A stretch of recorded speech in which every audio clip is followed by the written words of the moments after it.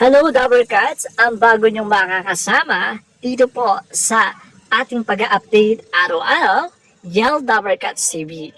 Bago ang lahat, gusto po muna natin pasalamatan sa lahat po na nakasubscribe at di pa nakasubscribe sa ating YouTube channel. Maaari lang pong pindutin nyo po ang hit the bell button and also guys the subscribe button para po ma-notify kayo sa lahat po ng gagawin pa nating mga update video patungkol po sa mga Dabber Cats. Ito na, simulan na po natin. First topic natin for today, ito na nga, hindi na po nakapagpigil ang Tito Big and Joey sa mga nagpapabalita po mismo na magsasara na daw po ang Itbulaga at nalulugi na. So ito po, binanatan po nila kanina ang isa sa mga nag-post originality na walang iba kundi si Chaka Puso, ang unang-unang naglabas po niyan sa Twitter. Then nakita na po lahat ng mga vlogger, lahat ng mga nag-report po nito hanggang sa kumalat na po sa iba't ibang social media news sites. So hanggang sa naibalita na rin po sa television at maging sa mga sikat po na columnist. Pero definitely nilinaw po ng Tito Vic and Joey na wala pong katotohanan ang balitang magsasara po sila. Dahil nagbigay din po sila ng isa sa mga report po nila sa BIR para patunayan na hindi po sila nalulugi at hindi po magsasara ang Itbulaga.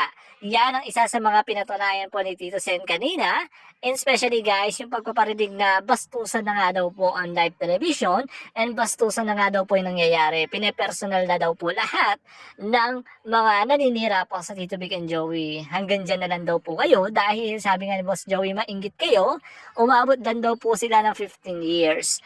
So 15 years and luluhod daw po siya. So 50 years kasi yung inaabot din ng TVJ.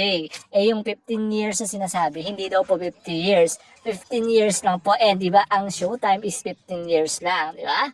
So tapi 15 years lang po ng showtime. Kaya siguro isa din po yun sa nadinig natin kay Boss Joey kanina. Parang isang pagpaparinig po niya para po sa lahat po ng mga naninira po sa Itbulaga. At kanina bumisita po sa studio ang gumawa ng 3 portraits ng Tito Vic and Joey. Ito guys, isa sa mga binalita po kamakailan at siya po ay dumalaw na po sa TVJ at sa Itbulaga at nakanood po siya ng live dito po sa EBB nang siya po ang magbigay po nito ng personal sa Tito Vic and Joey. So hanggang dito na lamang po isang update natin ngayong gabi and thank you guys sa panonood and see you for my next update video. Bye bye guys!